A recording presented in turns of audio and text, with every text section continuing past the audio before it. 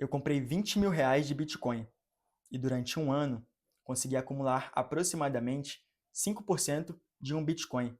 Será que valeu a pena converter real em Bitcoin? É isso que nós vamos ver hoje.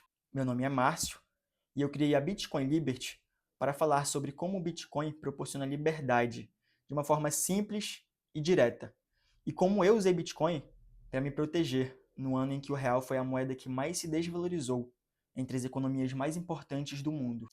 E por que a inflação prejudica a vida de muitas pessoas, destruindo seu poder de compra ao longo do tempo. Você sabe o que é inflação? Muitas pessoas acham que inflação é o aumento de preços, mas na verdade é a expansão da oferta monetária. O aumento de preços é uma das consequências e não a causa da inflação. Outra consequência grave é a perda do poder de compra ao longo do tempo.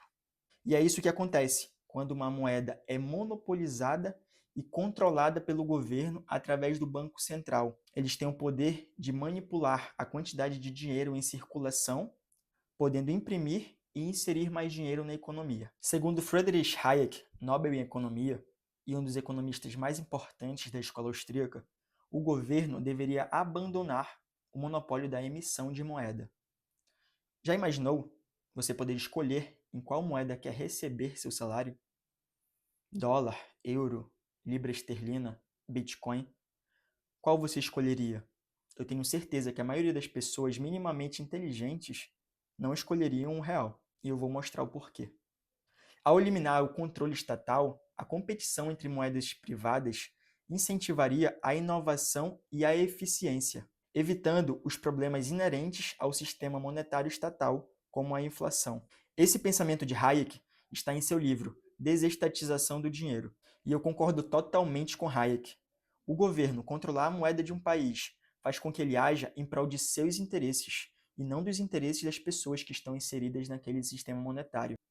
Para pagar seus gastos exorbitantes de subsistência, o governo te prejudica de duas formas.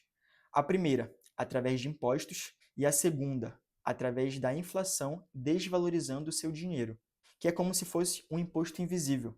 Você só percebe quando vai ao mercado e vê que seu poder de compra diminuiu. Em julho de 2024, o Plano Real completou 30 anos. Vamos ver o que aconteceu de lá para cá com a moeda brasileira? A matéria do G1. 30 anos do real. Um real de hoje equivale a apenas 12 centavos da época. Resumindo, o que um real comprava em 1994, 30 anos depois, esse mesmo real tem um poder de compra de apenas 12 centavos. Continuando, a inflação brasileira acumula uma alta de 708% entre o dia 1º de julho de 1994 e a última divulgação do IPCA de maio. Para ter o mesmo poder de compra de julho de 1994, seriam necessários hoje R$ 40,40 para uma nota de R$ 5 da época, R$ 404,01 para uma nota de R$ 50 da época e R$ 808,02 para uma nota de R$ 100 da época. A última nota a ser criada foi a de 200, que começou a circular no dia 2 de setembro de 2020, em meio à pandemia de Covid-19. Em quase 3 anos, a inflação já acumula uma alta de 29,29%, e hoje seriam necessários R$ 258,59 para ter o mesmo poder de compra. Ou seja, a nota mais recente a ser lançada, em apenas 3 anos, teve uma desvalorização de aproximadamente 30%. Isso na data da matéria. Hoje deve ser bem mais.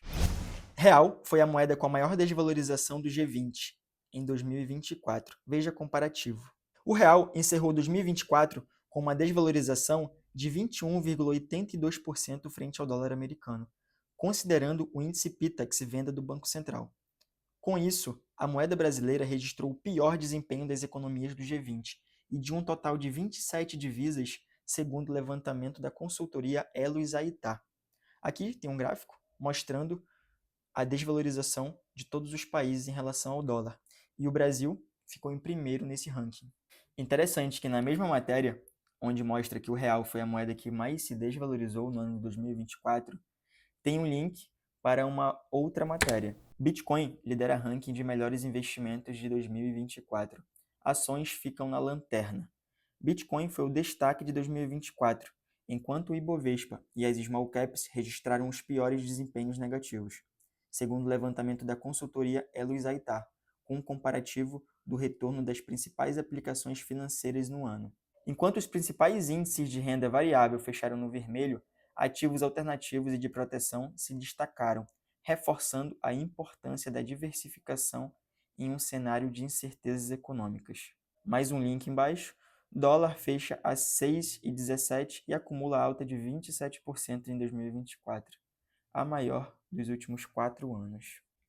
Para uma moeda que chegou a valer 1 para 1 com o dólar, essa notícia é desanimadora. Dólar fecha a R$ 6 pela primeira vez na história. Durante a manhã, a moeda chegou a ser vendida a R$ 6,11. E mais um dia de turbulência no mercado financeiro, o dólar atingiu a barreira de R$ 6 pela primeira vez na história, ainda sob reflexo do anúncio do pacote de corte de gastos e do aumento do limite de isenção do imposto de renda, detalhados pelo governo na quinta-feira, dia 28. Muitas pessoas falam que não se importam com o preço do dólar, mas eu não sei se você sabe, basicamente tudo que consumimos no Brasil tem relação direta com o dólar, desde commodities como petróleo e alguns grãos, a aparelhos eletrônicos como celular, notebook e etc. Então, se o real perdeu 21,82% do seu valor em relação ao dólar, isso significa que você que usa o real ficou 21,82% mais pobre, somente no ano de 2024, já que basicamente tudo que nós consumimos é precificado em dólar. O Globo: carne, gasolina, pão francês e mais. Veja o que pode ficar mais caro com um dólar mais alto. Oscilação da moeda americana tem impacto direto no bolso do consumidor brasileiro. CNN Brasil: cotação do dólar encarece o preço dos alimentos, diz ministro à CNN. Em meio a essas notícias, você deve se perguntar se existe uma saída. E eu só conheço uma: separar o Estado da economia. A única moeda capaz de fazer isso é o Bitcoin. O Bitcoin é a primeira moeda digital descentralizada, o que significa que nenhum governo ou banco central tem controle sobre essa moeda.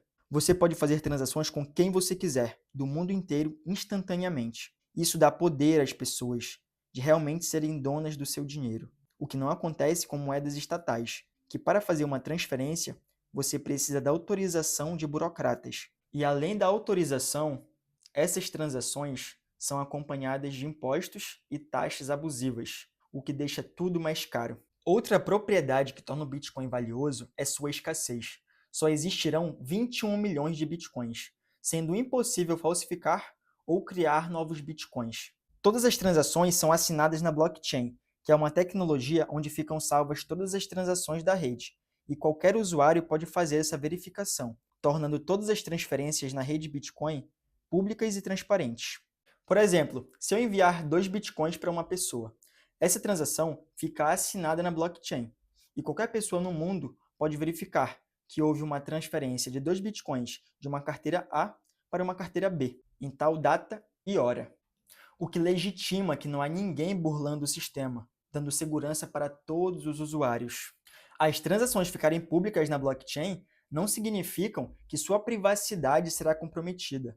Isso porque você pode gerar um novo endereço de recebimento para sua carteira de Bitcoin sempre que quiser. E o mais importante, a sua carteira de Bitcoin não estará vinculada a um documento de identificação, dando total privacidade e segurança a você. Pelo Bitcoin ter atingido valores incríveis ao longo dos anos e recentemente ter ultrapassado 110 mil dólares, algumas pessoas pensam que o Bitcoin não é para elas, o que é um grande equívoco. O Bitcoin é para todos que buscam liberdade, sobretudo aos mais pobres, que são os que mais sofrem com a inflação. E se você achava que só era possível comprar um Bitcoin, acaba de descobrir que é possível comprar frações de Bitcoin, que são denominadas Satoshi. Esse nome foi dado em homenagem a Satoshi Nakamoto, o pseudônimo atribuído ao criador ou grupo de criadores do Bitcoin. Fazendo uma analogia, R$ 1 é o mesmo que 100 centavos, enquanto que um Bitcoin é o mesmo que 100 milhões de satoshis.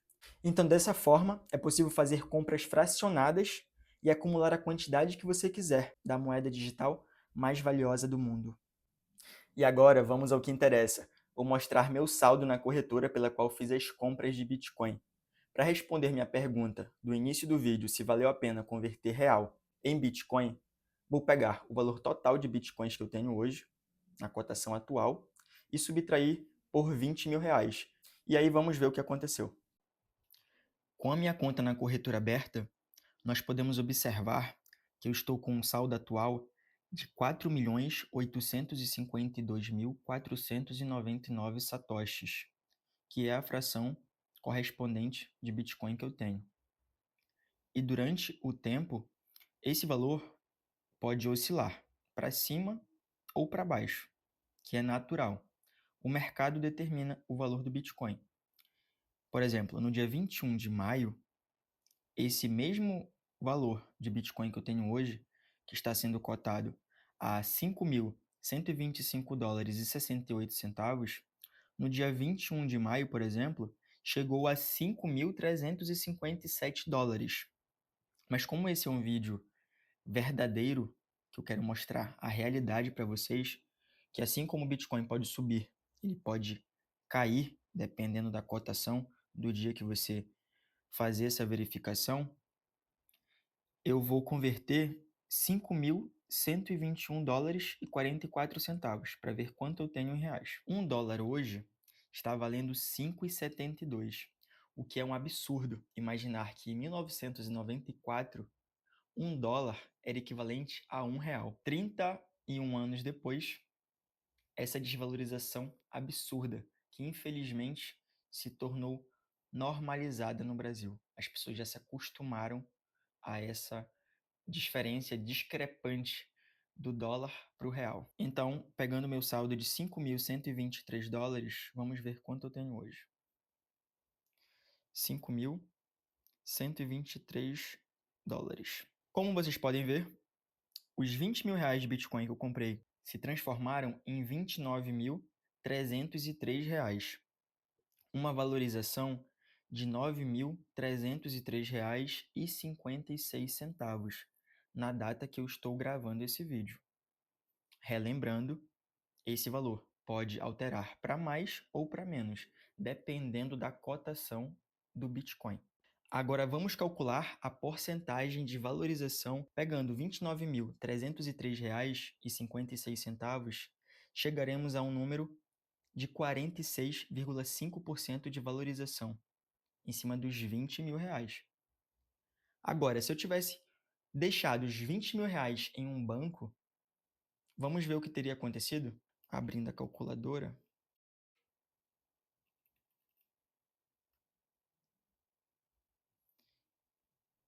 R$ 20.000 menos 21,82% de desvalorização. O que nós chegamos é em R$ 15.636, ou seja, eu perderia R$ 4.364 de poder de compra, isso somente em um ano. Óbvio que na minha conta teriam mais de 20 mil, porque a maioria dos bancos hoje em dia permite que você deixe o seu dinheiro lá, né, para que eles usem, e eles te pagam uma pequena porcentagem em cima disso, que são chamados de rendimentos mensais. Porém, esses rendimentos, na melhor das hipóteses que você calcular, não chegariam nem perto da valorização que o Bitcoin teve nesse ano. Então, para mim, valeu muito a pena. E é isso que importa. Cada um escolhe o que faz. Se você acha que é mais inteligente deixar o seu dinheiro no banco, valorizando aquele valor mínimo, enquanto a inflação destrói o poder de compra, que é o que realmente importa, isso é critério seu.